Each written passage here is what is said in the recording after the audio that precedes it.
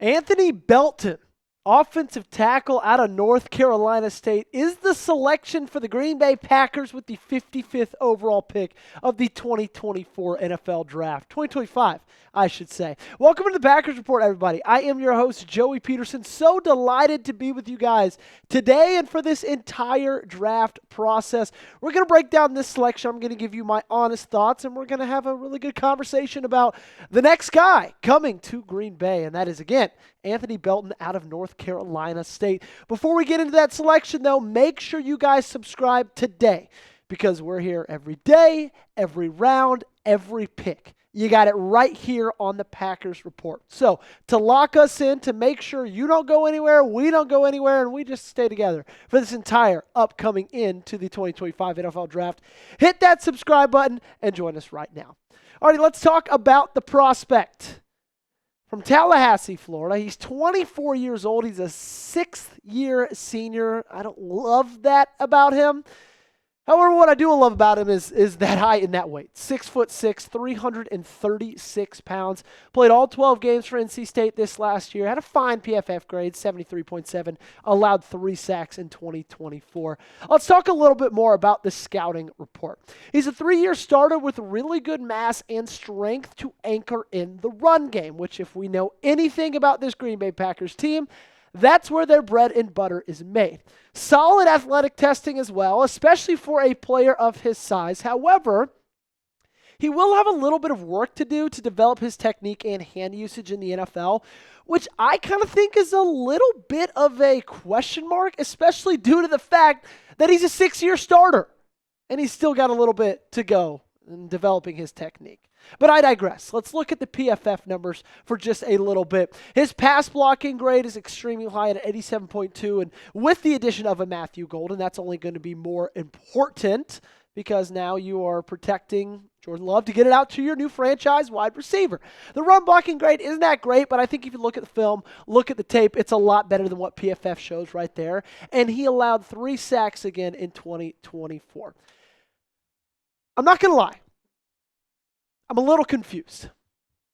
I don't know if you're with me with that. I think that offensive line depth was in need on the interior. This is really early in the draft, too. You got a lot of question marks. You have a lot of things you have to improve in. I would have liked a cornerback. Savon Revel Jr. is still available. I would have liked an edge rusher. Sure, it got a little bit thinner, closing in on those picks, but still some good ones left on the board. And if you're going to go offensive line, I thought guard was the play. Tate Ratledge is there. I get it. Second round, probably a little bit of a reach there. I just don't know if tackle is where I would have gone with the 54th overall pick. That's all I'm saying, okay? I think he can develop into a fine player. There's a lot to like with Anthony Belton. But like you're drafting a guy who is just turned 24 in February, 6-year starter. He's a little older. You're not really expecting him to start tackle this next year with Rasheed Walker and Zach Tom. And then it confuses me even further because just a couple of weeks ago, Brian Gutekunst said that they were planning on Jordan Morgan possibly getting snaps at left tackle. And so there's just a kind of a big question mark here. I don't necessarily love it, if I'm being honest.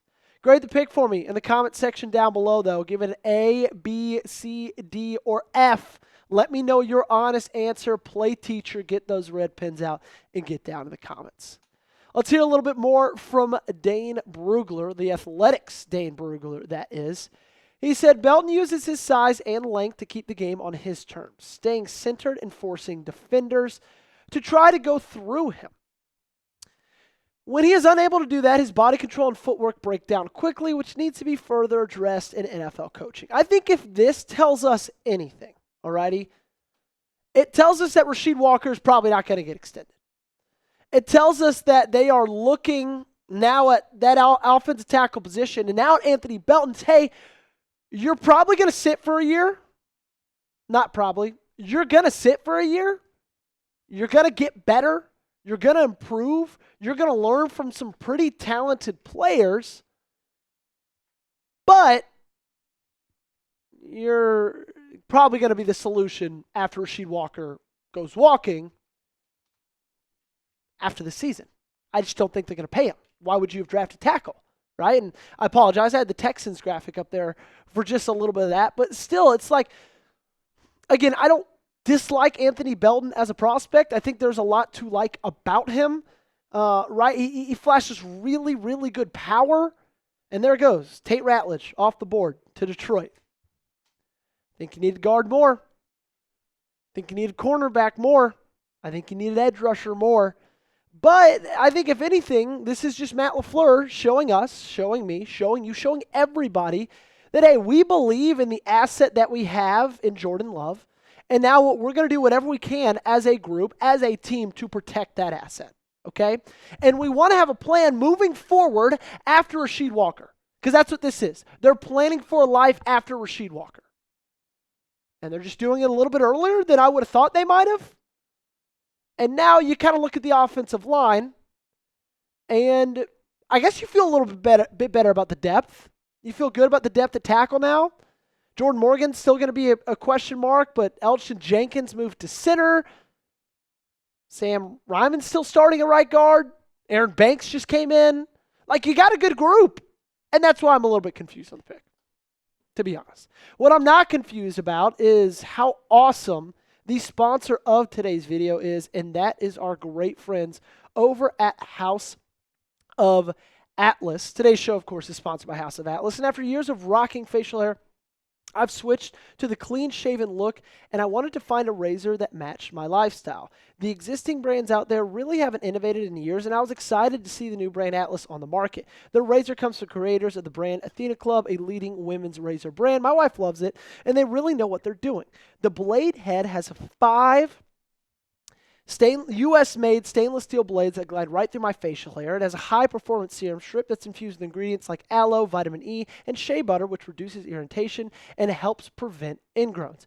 And I know it doesn't really look like it because I've got the baby face as of right now, but when we got married about a year ago, my wife said, Joey, ditch the scruff. I don't like it. And so I said, okay. And I tried for a really long time to find a razor brand that I liked. Found a razor brand that I felt comfortable with, that didn't irritate me, didn't prevent or didn't, cause ingrowns, didn't give me nicks, left me feeling smooth and good after it. And I tried for a very long time until I found House of Atlas, and I was like, I don't need to try anymore. I found everything I could need right there. They've got it all in one, incredibly made stuff, and they just know exactly what they're doing. And now, for a limited time, they're offering 15% off your first order when you purchase any razor kit and the before and after set, which includes the Precision Shave Cream and Calming Aftershave. Use code CHAT from at houseofatlas.com. That's HOUSEOFATLAS.com with promo code CHAT for 15% off your new razor kit and before and after set. Stop wasting money and time on shaving products that don't look good, aren't effective, and cost way too much. Visit houseofatlas.com today. Trust me, you will love it as much as I did. So Anthony Belton, let's wrap this up. I think in about a year from now, year and a half from now, we all could be looking at this and saying this is a really good selection, right? Like somewhere a llama's smiling. I'm not that llama right now, but we could be in a year and a half. We could look at this as, you know what? Looking back on it, that was a really, really good move. It just doesn't feel like it right now because you still have big question marks at corner and you still have big question marks at edge rusher, and you didn't address those in the second round.